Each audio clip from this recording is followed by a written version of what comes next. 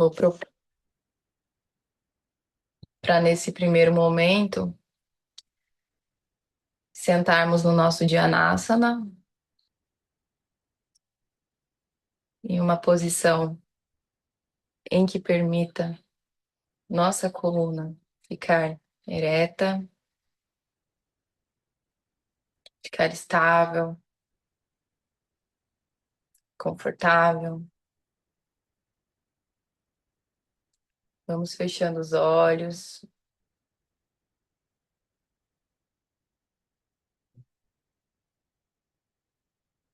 Pranashuddhi, respiração completa.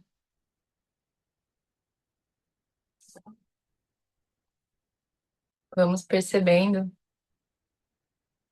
os sons à nossa volta. Vamos percebendo a temperatura do ar quando eu inspiro.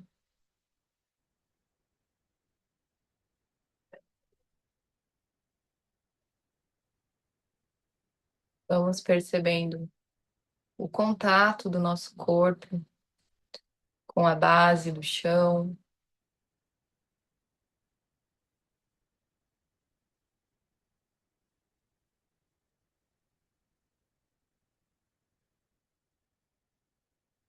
Vamos percebendo a nossa mente,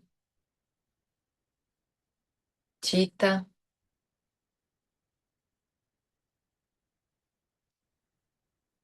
Observe os pensamentos.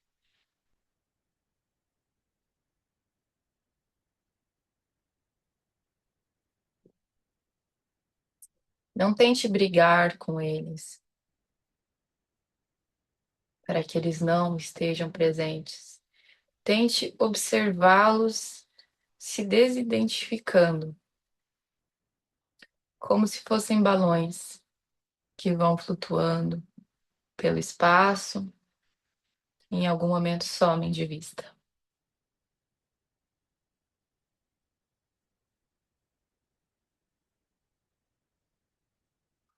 Como está a respiração?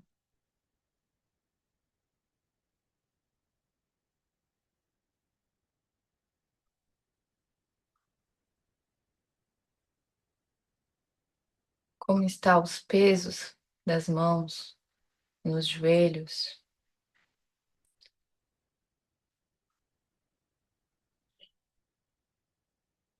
Como está a sensação da coluna?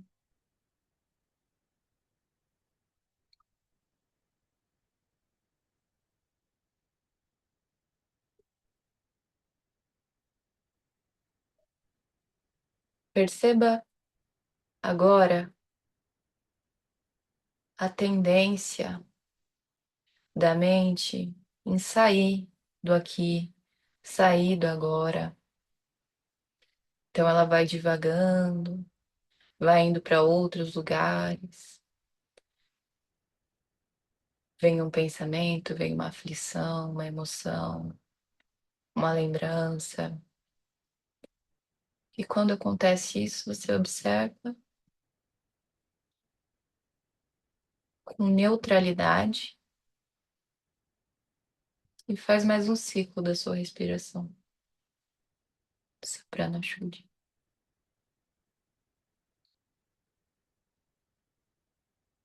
Vamos fazer mais 3 ciclos de respiração completa para conseguirmos aterrar.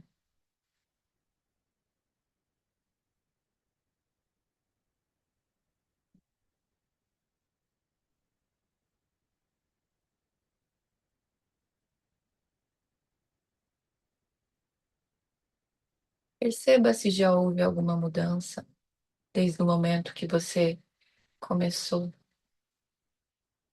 a conduzir a própria respiração e observar os pensamentos.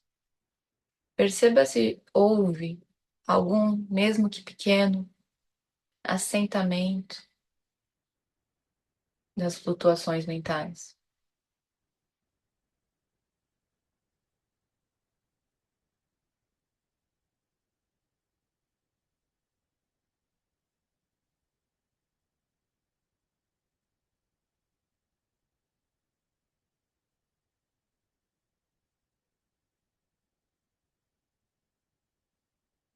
E aos poucos, vá retornando a consciência plena, a atenção direcionada.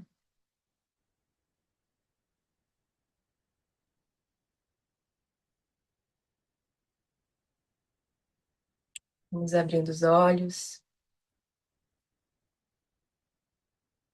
fazendo movimentos que sentirmos necessários, de forma lenta, de forma consciente. Vamos voltando.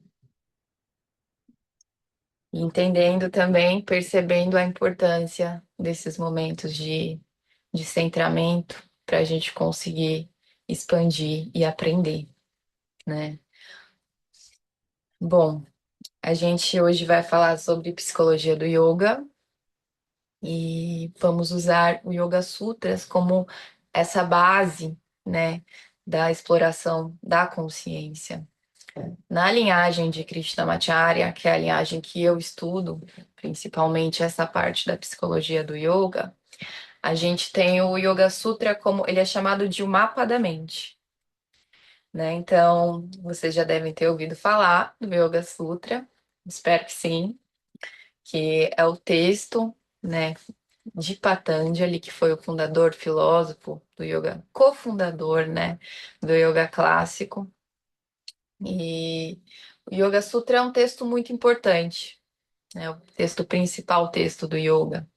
E nessa linhagem de Krishnamacharya, ele é a base, realmente. Então, por exemplo, tem outras linhagens de Hatha, que daí vai ter Hatha Yoga Pradipika, ou que tem um Bhakti Yoga mais forte, então de repente pode ser que o texto norteador em algumas linhagens seja mais o Bhagavad Gita, mas aqui, nessa linhagem que eu estudo, que eu vou trazer para vocês, o texto fundamentador é o Yoga Sutra. E o Yoga Sutra, ele é um texto que tem 195 sutras, ou aforismos, são 4 capítulos e 195 sutras. Quando a gente fala do Yoga Sutra, a gente pensa muito nos angas, né? Então, no Ashtanga Raja Yoga, que é o caminho do yoga. Então, yama, niyama, asana, pranayama, dharana, dhyana, né? A gente vai direto nisso. E na tradição que eu estudo, a gente observa os angas, né? Os 8 passos, como o coração do Yoga Sutra. Mas, além do coração, temos um corpo, né? Então, antes da gente chegar no Ashtanga Raja Yoga, a gente precisa conhecer o corpo. E basicamente, o Yoga Sutra só fala do conhecimento da mente. Então, desses 195 aforismos que temos, 8 falam sobre meditação pranayama, sobre pranayama especificamente, né? O pranayama que leva à meditação. 3 falam sobre asana, 2 desses sobre a postura em si, e um desses asana, um sutra dos asanas, sobre o direcionamento do asana. E os outros 181? Né? 184. O que que fala esses outros 184 sutras? Eles falam basicamente de Chitta, que é a mente, esse conceito da mente. Então, o Yoga Sutra, ele é muito cuidadoso. O Patanjali é como uma mãe, ele vai e ele explica tudo certinho. O que que é o quê, como que faz para quê, né? Ele pega na tua mão e fala, vamos. E Patanjali, quando ele foi, né, tem uma história, na verdade, eu não sei se vocês conhecem, acredito que muitos aqui sim, mas é um mito, né, da história de Patanjali. Como que Patanjali, ele veio para o mundo e cofundou, né, o yoga clássico. Então, Gonika, que era a tua mãe, ela era uma yogini que era muito devotada, estudava muito yoga e ela tinha o sonho de ter um filho.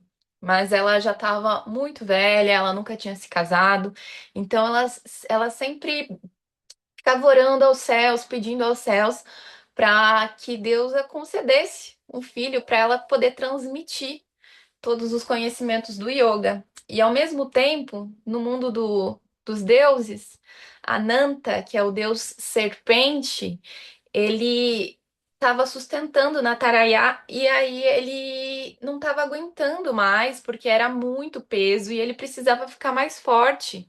Então ele queria muito, né, encarnar na Terra para ele se fortalecer através do yoga. Então Brahma, vendo aquela situação de Gonika querendo um filho e Ananta, o deus serpente, querendo ir para a terra para aprender yoga, ela pegou uma centelha do deus serpente e a transformou uma centelha de fogo e a jogou sobre os braços de Gonika.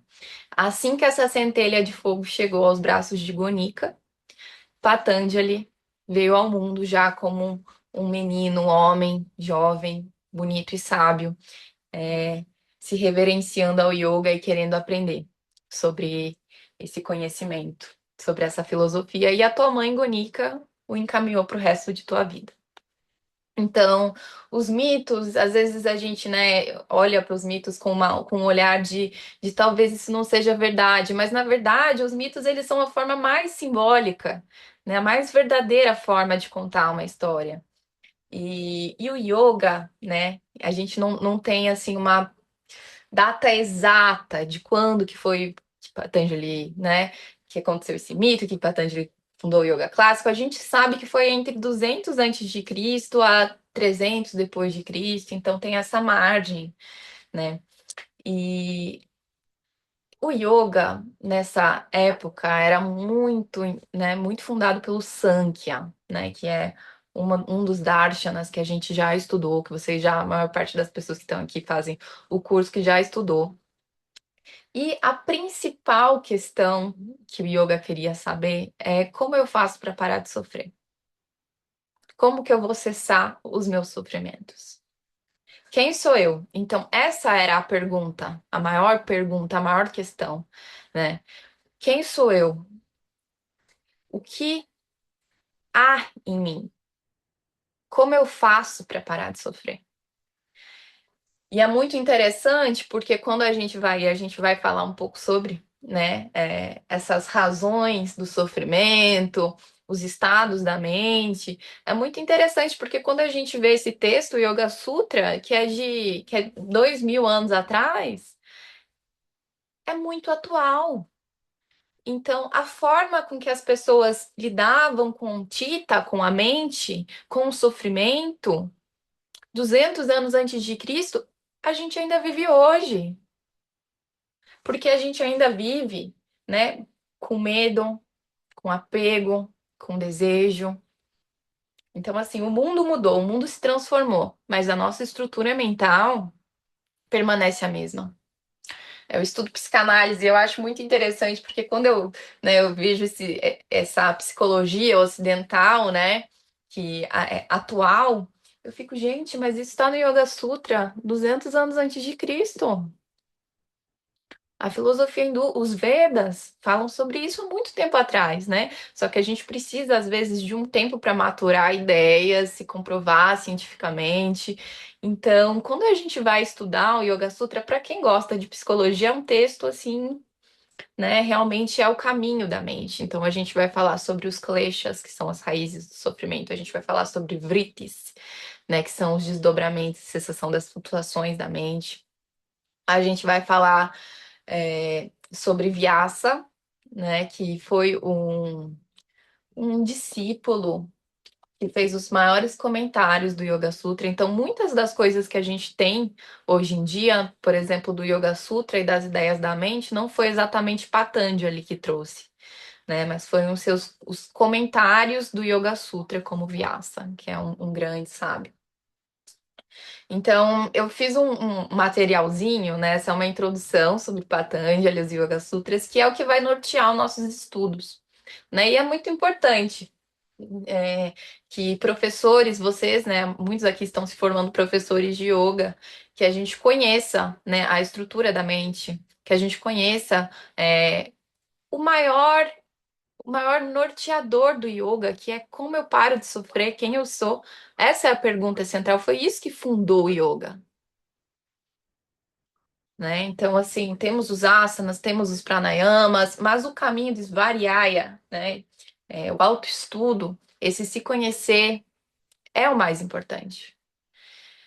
Então, para vocês, muitos aqui que estão se formando professores de yoga, é muito importante estudar Patanjali, compreender um pouco dos Yoga Sutras, porque se eu quero me transformar, se eu quero transformar minha relação com o meu corpo, com a minha mente, se eu quero iluminação, como que eu vou fazer isso se eu nem sei como que funciona a minha mente?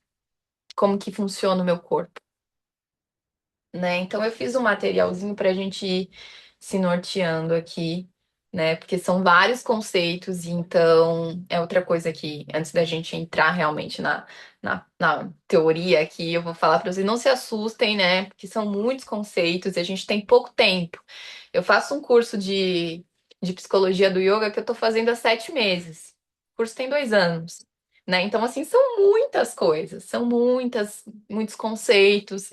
Então a gente vai tentar permear um pouco hoje, mas obviamente que é muita coisa. Então eu fiz esse materialzinho aqui. Gui, você pode passar para a gente?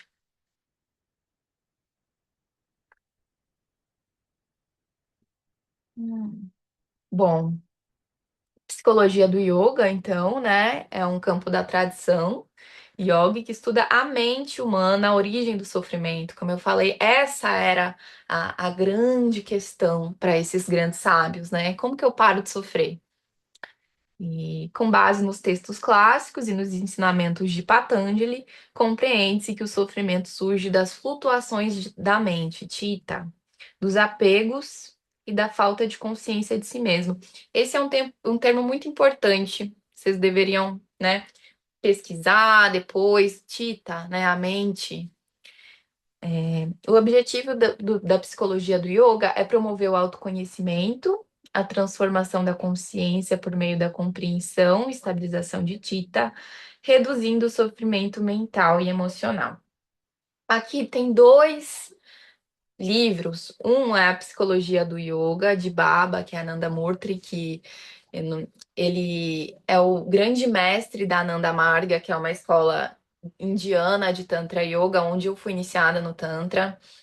É um ótimo livro, é um livro mais complexo, né? Mas é muito legal para quem quiser, né, comprar e estudar mais. E também tem O Coração do Yoga, que é um livro que fala muito sobre psicologia do yoga, do, do professor TKV Desikachar, né? E eu conheci esse livro através do professor Jorge Knack, que foi discípulo direto do TKV Desikachar e que dá os cursos de psicologia do yoga aqui no Brasil, que é um grande professor.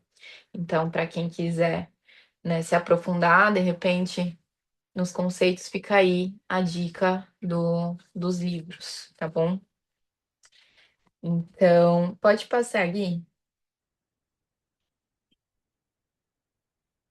Falamos um pouquinho de Patanjali, né? Esse é o livrinho Yoga Sutra de Patanjali, que eu acredito que vocês devem ter. Se não tem, providenciem, é muito importante, né? Tem várias traduções, várias edições, mas vocês podem ir na que vocês mais gostarem. Essa é uma que eu gosto bastante.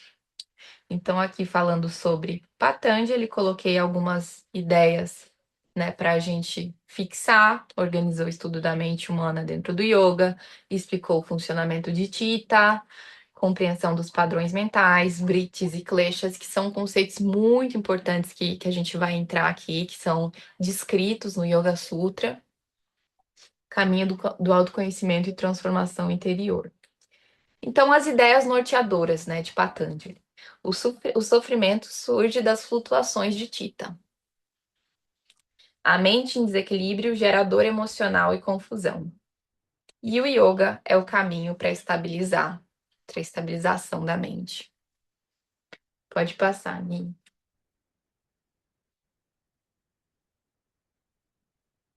Tá bom. Antakarana. Vocês se lembram da aula de tattvas? Alguém aqui, alguém lembra da aula do Pedro de tattvas? Dos 25 tattvas? Não sei se vocês se lembram. Bom, Antakarana é a estrutura da mente no yoga. Então, assim, grande parte da organização psicológica utilizada pela tradição vem do Sankhya, como a gente já falou, e dos comentários de Vyasa. Então, por exemplo, Antakarana não está nos Yoga Sutras, mas Vyasa, que foi o principal, né, comentarista do Yoga Sutras, ele sistematizou esse conhecimento para a gente. Antakarana significa literalmente instrumento interno.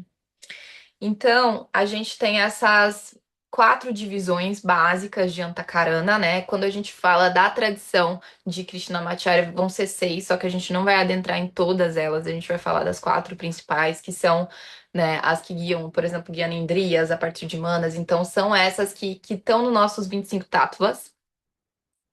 Então, a gente tem Manas, que é a mente sensorial, ela recebe estímulos, compara questionamentos, oscila. É a parte do que está constantemente reagindo ao ambiente, né? Então é essa mente mais perceptiva, né? Perceptível mais ou menos, né? Porque a gente tem a outra parte que é Budi, que é o discernimento, a inteligência profunda, a capacidade de se reconhecer. E no yoga, né, a partir dessa visão do Sankhya, a gente percebe que a libertação, ela não acontece por acúmulo de informação. Ela acontece pelo refinamento de Buddhi. Então, Buddhi é essa inteligência cósmica que habita dentro de nós, é esse discernimento, né? Viveka, discernir, a gente conseguir, né, separar os grãos, né? Separar o que é, o que não é. Isso é muito importante. Buddhi é o refinamento. Temos também a Hankara, que é o princípio de identidade, né? Então é como se fosse o ego. É importante falar aqui um pouco numa visão mais não dual, né? Porque quando a gente está falando de Ahankara numa visão mais védica, é como se o ego fosse algo pra gente, é o nosso inimigo, nosso obstáculo, né? Eu acho que assim, né, nessa visão da psicologia do yoga, a Ahankara é muito importante. Porque é o que vai dar pra gente a concepção de eu, os nossos valores também, né, junto com o Buddhi. Então, a Ahankara, se tá num sistema saudável, ela é muito positiva, né? Então, o ego, ele pode, se ele não tiver saudável, ele vai ir para um lugar de vaidade, de escuridão. Mas se a gente consegue manusear bem esse arrancar, a gente consegue transformação a partir dele. E ele é uma das partes fundamentais de Tita, que é a nossa mente, né? E aí a gente tem Tita em si, que é o reservatório profundo da mente, onde acontecem os condicionamentos, então onde ficam os samskaras, a gente vai falar sobre isso, os condicionamentos mentais, as nossas lembranças, tudo isso. Então aqui no material, né, tem aqui o que é a função, como a experiência se forma, relação com a psicologia do yoga. Pode passar, Gui. A gente vai falar agora do É isso. Chitta, Samskaras e Vasanas. Quem nunca ouviu falar sobre isso, né? É muito importante, muito conhecido, né, no meio da filosofia do yoga. E a gente tem um ciclo de sofrimento a partir, né, desses conceitos. Então, samskaras são as impressões psicológicas que ficam dentro da gente a partir de um acontecimento, né? Vamos trazer isso para a vida cotidiana. Eu era criança, meus pais se separaram e foi um sofrimento danado. Isso gerou uma marca em mim, né? Isso gera um condicionamento. E aí a gente vai para Vassana, né? Esses Vassanas, eles são o acúmulo dos sanskaras. Então surge uma tendência a partir disso. Então, como eu sofri muito quando eu era criança, meus pais se separaram, agora eu tenho uma tendência a me auto-sabotar. São os vasanas, né? São essas tendências que agem a partir dos samskaras. E a partir dos samskaras e dos vasanas temos o karma. Então é o ciclo infinito do sofrimento. Samskara vem, gera um padrão de condicionamento, vasana vem, gera uma tendência, e aí a gente vai cair de novo no karma, que é na ação. Então, isso compreender, né, são os caras, que são as marcas emocionais, os padrões repetitivos, compreender os vasanas, é muito importante para a gente não ficar a vida toda repetindo o padrão. Então, sabe quando você já, Nossa, eu já tô cansada de saber isso, sempre acontece a mesma coisa, né? Eu tô nesse ciclo infinito de sofrimento. Então, pera, vamos perceber. Quais são essas tendências que eu tenho tido, né? De onde que vem essas tendências? Que são esses samskaras? O que eu faço com essas tendências, né?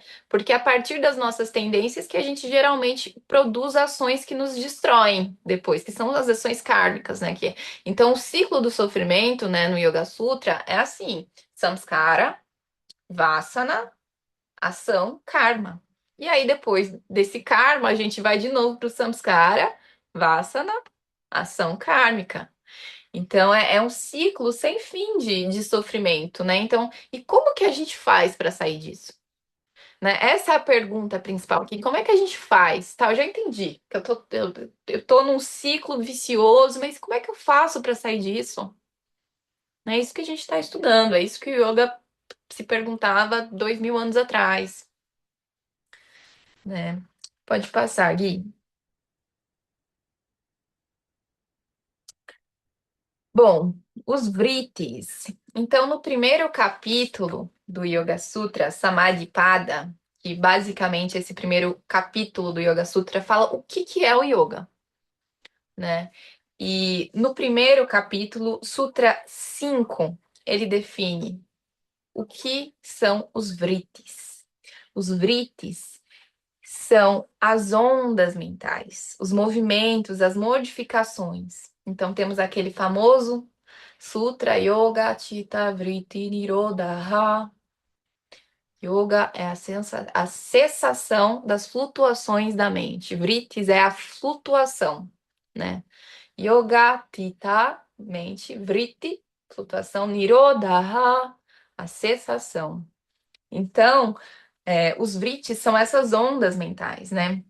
Aí eu coloquei aqui um materialzinho para vocês entenderem um pouco melhor, porque Patanjali, como eu falei, ele é uma mãe, então ele pega na tua mão e fala, olha, é isso aqui. E ele enumera, ele fala, são 5 vrittis que nós temos.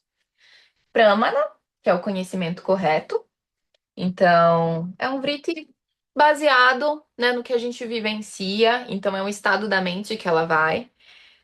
Vipariyaya, erro ou ilusão. Então, é o conhecimento incorreto que faz a nossa mente devagar. Vikalpa. Alguém lembra o que que é Vikalpa? A gente falou sobre isso na formação, que é a imaginação, né? A construção da imaginação, a idealização, a projeção. Não tem como a gente viver sem isso. Não tem como.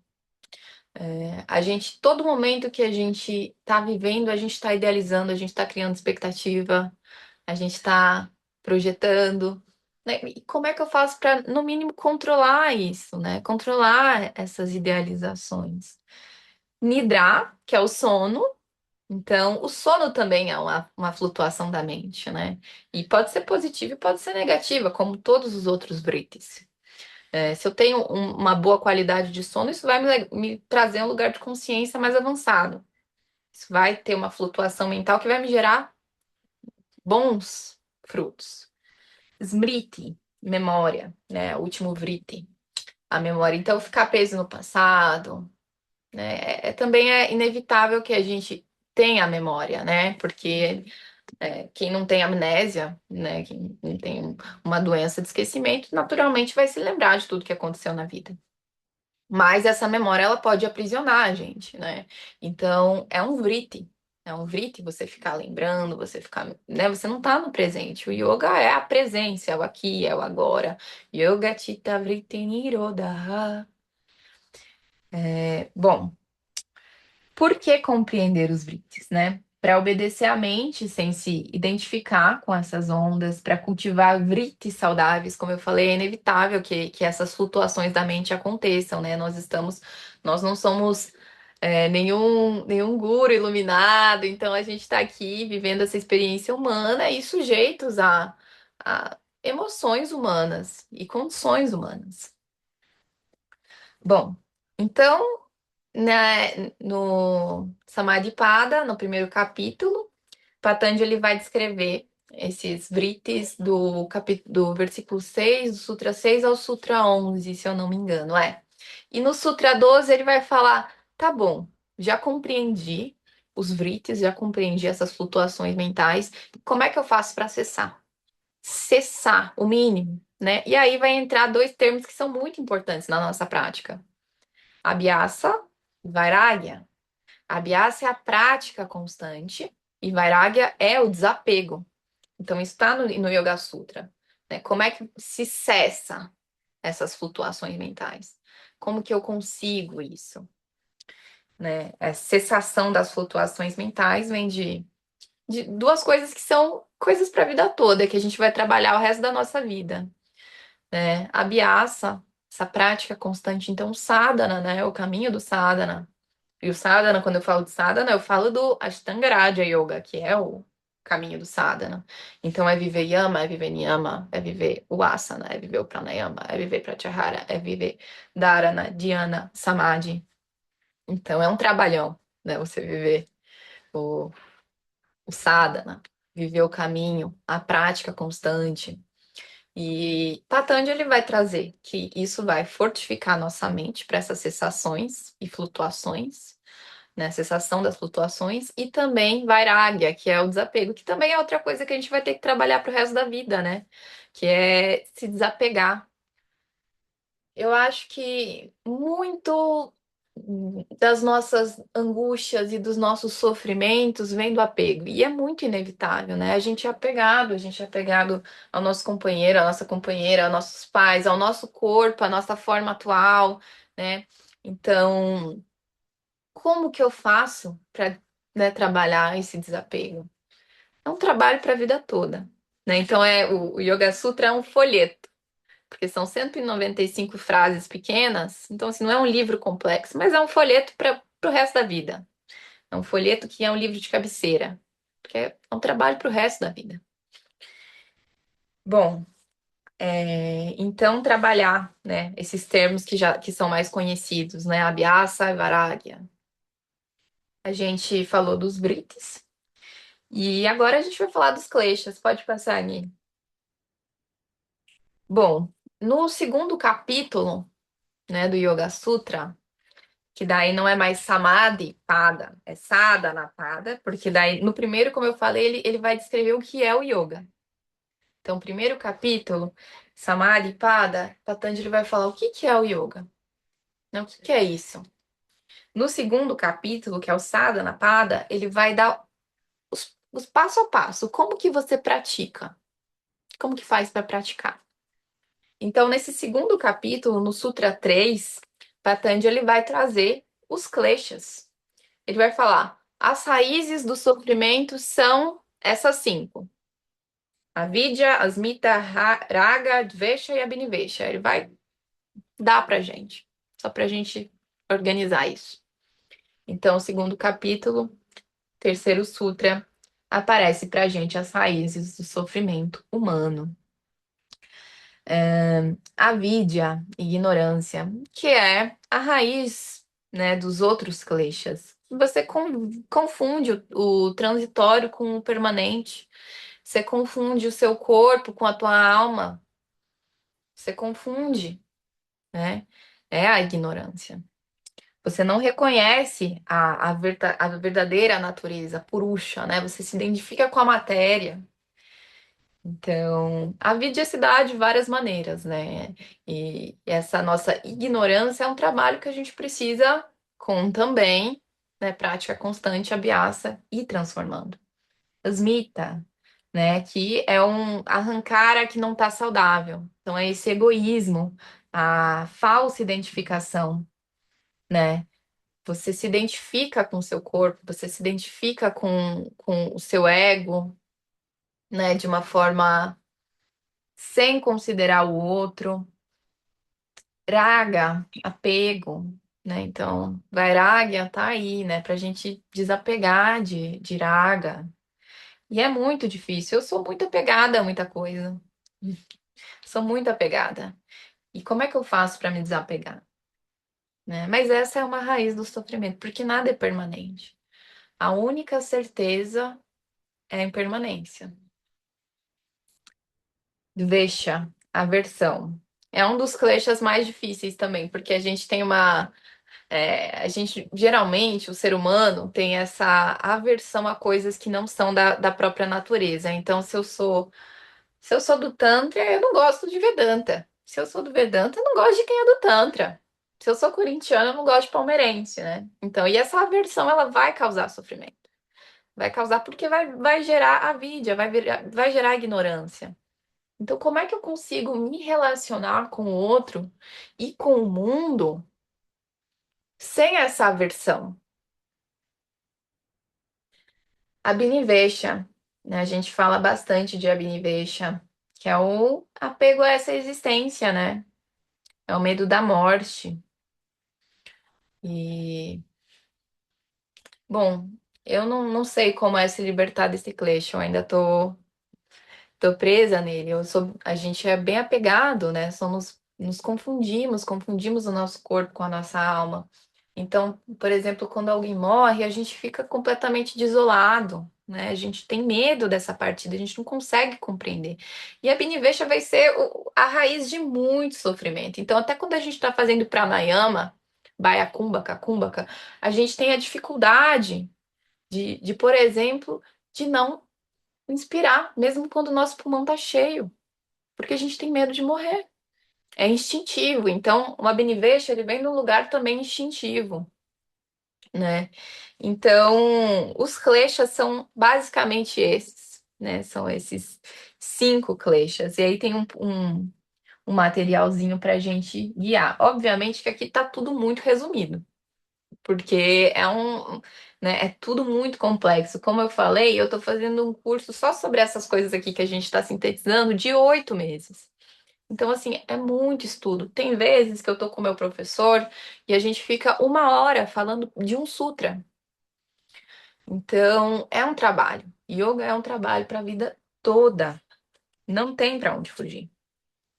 Não tem almoço grátis, né? E aí, quando a gente está falando, né, voltando para o Yoga Sutra, a gente tem tudo isso durante esses 4 capítulos, e aí a gente tem o coração do Yoga Sutra, que é o Ashtanga Raja Yoga, onde Patanjali, além de falar certinho por tintim como é que funciona a nossa mente, o que causa sofrimento para nossa mente, Patanjali vai vir e vai dar o caminho do sadhana, que é o Ashtanga Raja Yoga.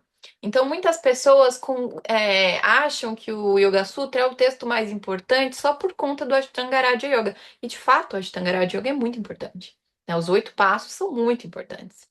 Mas esse é só o coração do Yoga Sutra, né? A gente tem um corpo inteiro de mais de 100 sutras que vai falar justamente sobre, né, o funcionamento da mente. Então, no yoga contemporâneo, a gente está muito focado, né, no asana, no, na forma física. E o asana é importante. O asana prepara a gente para situações na vida, né? Então, a gente fazer o asana que a gente não gosta, a gente ir fazer as torções, espremer, fazer a limpeza. Isso é muito importante. Mas é uma parte de 8 do sadhana. E esse sadhana é uma parte, é só o coração de um organismo maior que é o yoga. Então, eu acho que é muito importante a gente começar a entender o nosso funcionamento, começar a entender a nossa mente, começar a entender Chitta, né? Então, a todo momento, né, nos Vedas, se fala assim, a todo momento você tem que se perguntar, quem sou eu? Qual que é o meu Dharma? O que eu tô fazendo aqui? Você tem que se perguntar se eu tô no caminho certo, se eu tô seguindo o meu Dharma. E o que tá me gerando sofrimento? Por que que no Yoga Sutra só tem 3 sutras falando sobre asana, de 195? Porque o asana, ele, apesar de ter a sua importância, ele não é o centro. O centro é a raiz do sofrimento humano. Então, o yoga, em sua essência mais elevada, ele vai vir e falar: eu quero parar de sofrer. E aí, olha só, gente, a gente deu uma passada, né, nos kleshas, nos vritis, e é tudo tão atual. quando eu olho, né, eu sempre, quando eu tô estudando Yoga Sutra, é sempre muito bonito, porque eu falo assim, gente, esse sutra é muito especial. Aí eu passo pro outro, não, mas esse é muito especial. Aí eu passo pro, mas não, esse é diferente. Porque é muito bonito de você ver como que a estrutura da mente, ela é a mesma de 2000 anos atrás e até hoje. Eu tenho amigas que são psicólogas e eu sou estudante de psicanálise, e elas falam, yoga é psicologia pura. Quando você vai estudar o Hatha Yoga Pradipika, quando você vai estudar o Yoga Sutra, quando você vai ver Granda Samhita, basicamente a mente é o centro. Então, no Yoga Sutra tem três sutras sobre asana, porque basicamente o estado mais elevado, um asana mais elevado no yoga, é a postura de meditação, que é onde você encontra você. Eu adoro uma prática de asana, eu gosto muito, né? E eu entendo muito a relação do asana com a meditação. Então, quando a gente faz alguns movimentos conscientes, a gente consegue se centrar mais para meditar melhor. Então, é muito importante, mas não é o principal. E a gente falando aqui, né, de psicologia do yoga, esse é um caminho para o resto da vida, como eu já falei. Vamos ter sempre que estudar e nos estudar, né? E Jung, ele falava o seguinte, ele falava que o homem é mais fácil o homem ir sozinho, ele construir um foguete para a Lua, do que ele se conhecer de verdade. Porque realmente é muito difícil, nós somos muito complexos, somos muito incoerentes, é muito difícil olhar para nós mesmos, é muito difícil compreender a nossa mente. Então eu acho que o Yoga Sutra, ele é esse livro de cabeceira, né, que é esse norteador. Obviamente, quando a gente fala sobre a psicologia do yoga, existem várias linhagens, né, que estudam a psicologia do yoga e todas têm a sua importância, né? Mas essa que eu tô compartilhando com vocês é essa que enxerga o Yoga Sutra como esse mapa da mente. Então, nessa linhagem de Krishnamacharya, né, a gente fala que o Yoga Sutra é o mapa da mente. Então, por isso que ele é o norteador da psicologia do yoga. E eu acho que. Gui, tenta passar para um outro. Não sei se tem um outro. Ou volta no. Eu acho que acabou. Volta no Arrancara e nos Vássanas, por favor.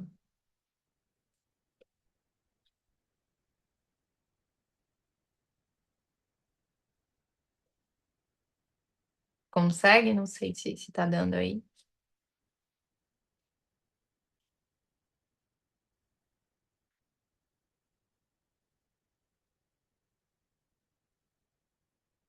Aí. Pode passar um para os Vássanas e Samskaras. Boa.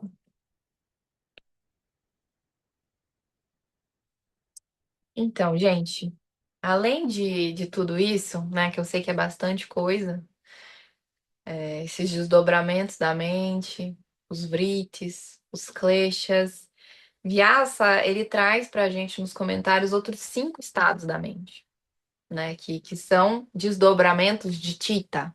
Então, só lembrando vocês, né? Vyasa é esse principal comentarista do Yoga Sutra. Então, muitas das coisas que a gente tem de estudo do Yoga Sutra não estão necessariamente no Yoga Sutra. Essa parte é uma delas. Então, por exemplo, Vyasa vai falar de 6 desdobramentos, né, de Tita. E depois ele vai falar de 5 estados de Tita. E são coisas que a gente não tem no Yoga Sutra, né? Por exemplo, essa parte de manas, buddha e ahankara que a gente fala dos tattvas também, isso não tá no Yoga Sutra, isso foi sistematizado por Vyasa através do Sankhya, né? E ele fez esses comentários. E aí, o Vyasa, né, nesses comentários, quando ele estava falando sobre os vritis, ele falou que também existem 5 estados da mente, que é Kshipa, Shipta, que é quando ela tá agitada demais. Muda, quando ela tá pesada demais. Então, Shipta é quando a mente tá muito dominada por raga, né? Por ádias, por desejo, por raga, né? E muda é quando ela tá muito pesada, ela tá muito dominada por tamas. Vikshipa é quando ela tá oscilante, que é na verdade, a maior parte dos praticantes de yoga estão com a mente assim. Então, a mente oscila entre estar tamásica e entre estar rajásica, né? Entre estar agitada e entre estar pesada.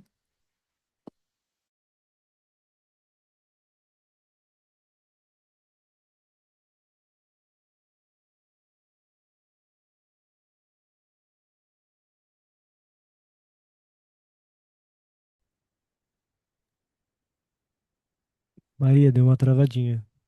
Vocês estão me ouvindo agora? Agora sim. Tá. Então, e quando a gente fala de Theta, né, que é esse mecanismo da mente, é que é esse desdobramento, Caiu de novo.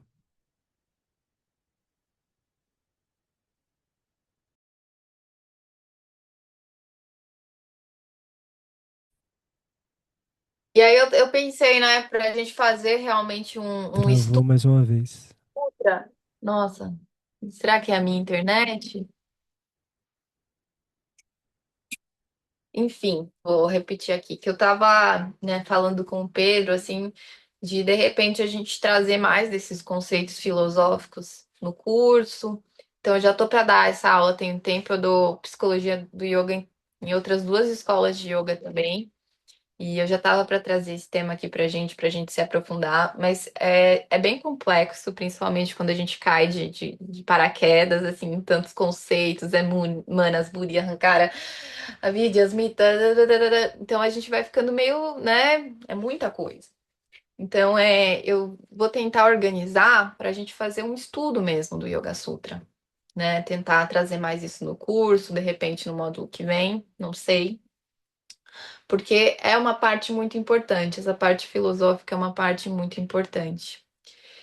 Alguém tem alguma dúvida por agora ou a gente pode prosseguir? Vou abrir aqui para vocês falarem.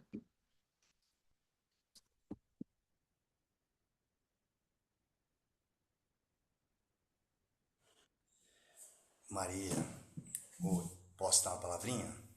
Claro!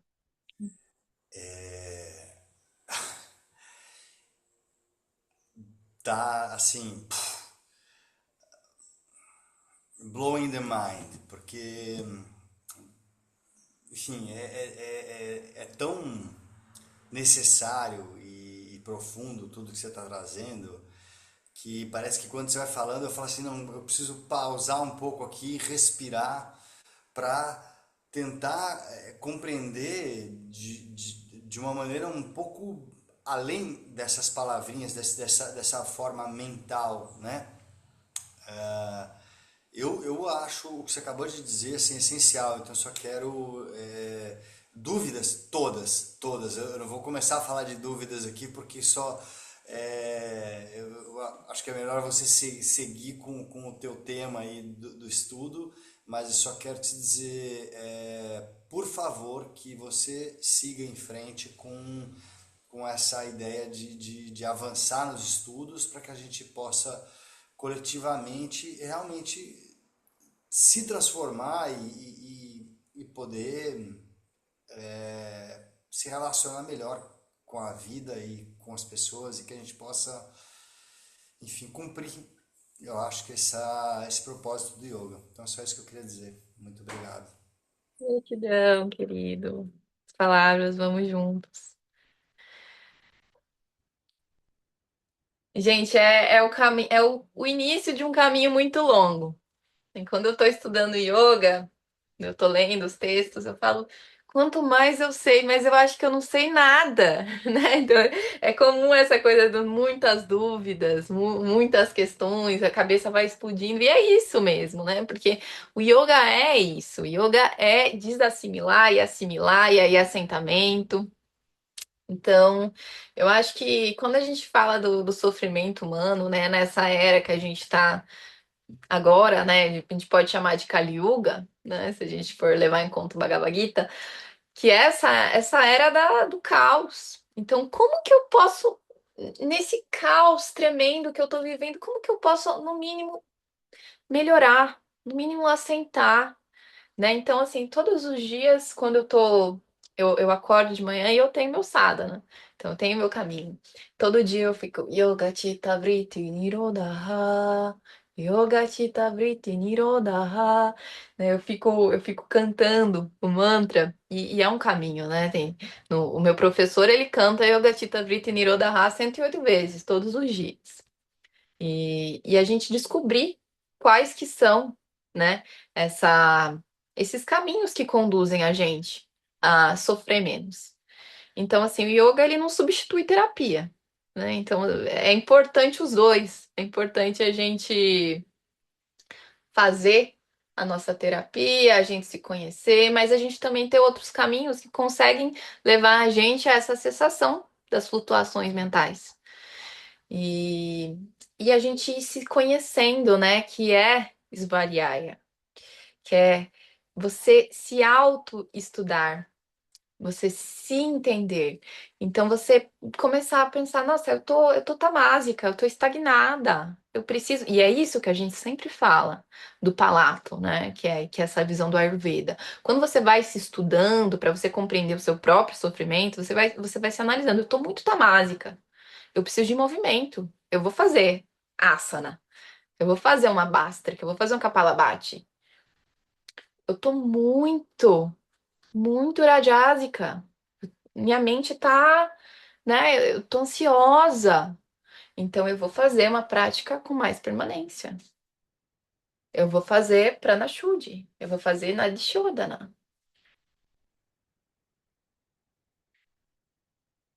O autoestudo é. Eu tenho um longo caminho, né, nessa coisa de se conhecer. Então, compartilhando assim um pouco com vocês da minha história, né, como que eu vim parar no yoga.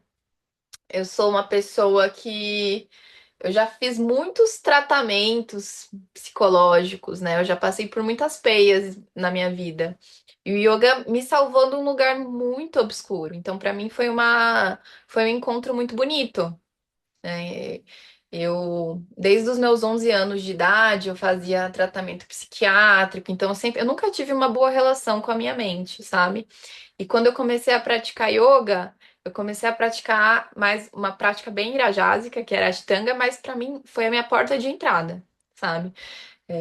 Eu comecei a me libertar, eu comecei a me entender mais. Então, assim, os remédios, eu fui diminuindo o uso dos remédios, né? Então, foi um caminho muito bonito. O yoga me salvou de um lugar muito obscuro. Então, eu tenho essa propriedade para falar, né, da psicologia do yoga num lugar muito íntimo, que é esse lugar de já ter tido uma depressão profunda, de já ter tido muitos vritis, muito muita agitação mental, muitos problemas, né? Muita identificação com algo que não era eu.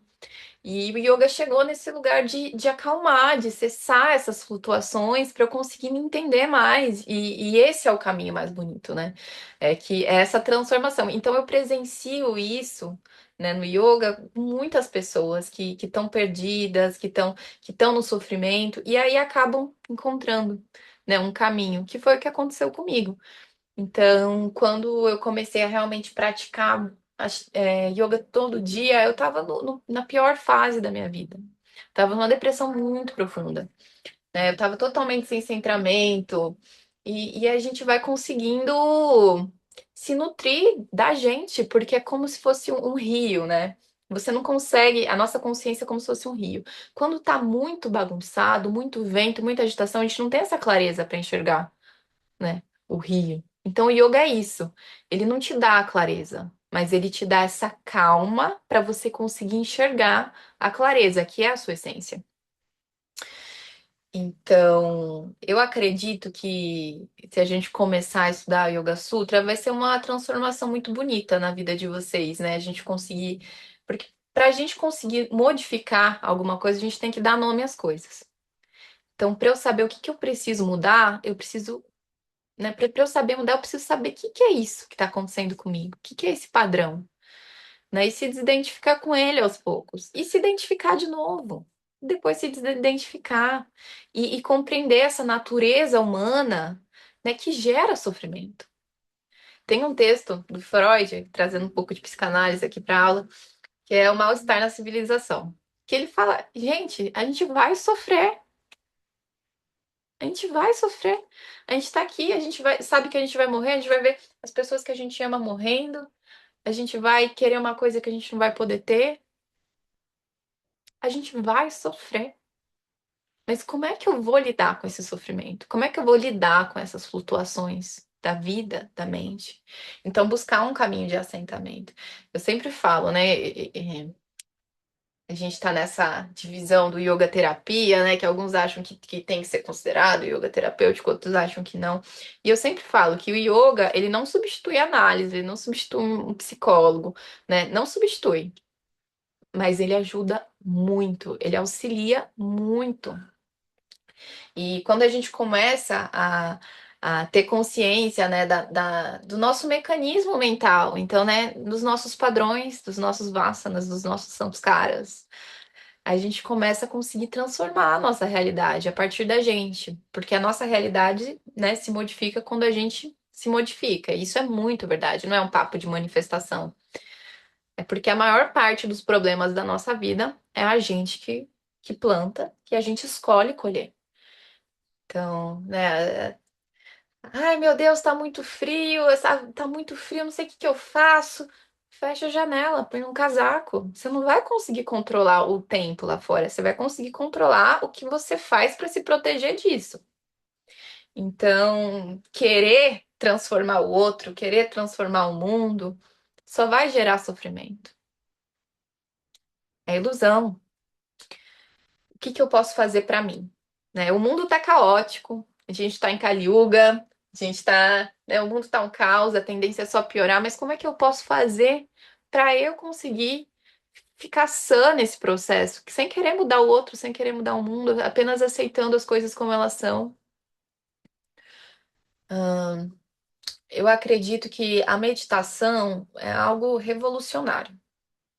A gente conseguir, se a gente consegue cessar minimamente, observar sem se identificar com os nossos pensamentos, a gente vai conseguir se desidentificar e não se deixar abalar com as outras situações da nossa vida. Então é isso, o yoga, ele vai preparando a gente para a gente viver, né? Porque a vida não é sempre namor, né? A gente brinca, não é namor, às vezes é namarrar. Então, como que a gente vai lidar com isso, né? Então, a gente aprendeu um pouquinho dos kleshas, um pouquinho dos vrittis, tem muito mais coisa, né? Tem o antakarana, que são essas camadas da mente. A Vyasa vai trazer ainda mais seis componentes da mente. Então, assim, é muito estudo, e eu acho que esse é o início, né, de um longo caminho. E que a gente consiga também, né, ter essa clareza, né, do que é o yoga. Então, assim, às vezes eu tô dando aula e eu pergunto, mas por que você está fazendo yoga? Ou, né, num curso de formação de professores, por que você quer ser professor de yoga? Qual que é o seu objetivo com isso? Então a gente tem que, né, e isso os textos sagrados nos dizem. O Upanishad fala isso. Todo tempo você tem que estar se questionando. Por que que eu estou fazendo isso? O que que é isso? Por que que eu estou sofrendo?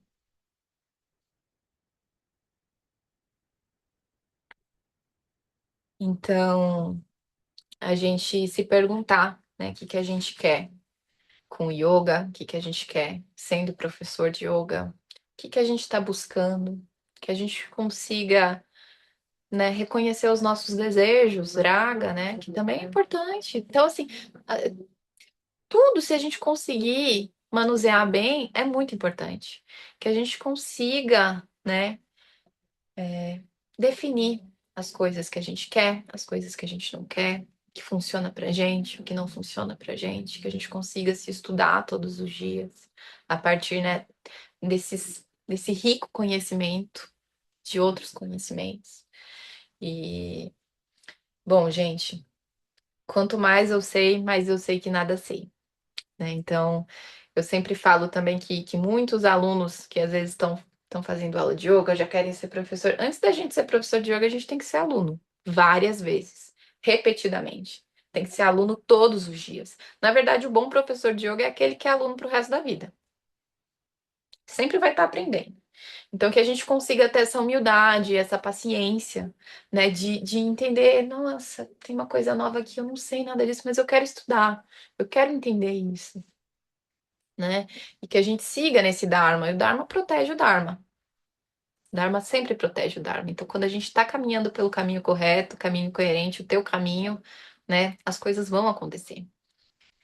Então, já estamos passando um pouquinho aqui, mas muitos conceitos novos e é só o começo de um longo estudo, né? Que a gente consiga assimilar os vritis, os kleshas, a nossa constituição mental, os componentes da mente, para a gente conseguir, no mínimo, viver melhor. Quem sabe sofrer menos, né? Quem sabe se libertar das amarras que a nossa própria mente cria. Muitas vezes a gente sofre pelo que a gente acha, pelo que a gente cria na nossa mente. Às vezes o problema nem existe, né? Então, é isso, gente. Ia fazer um momento de meditação final, mas a gente já passou o tempo. Então, gratidão, Harion, que a gente consiga, né, ao máximo se conhecer, sofrer menos e que a gente esteja sempre na busca. Gratidão.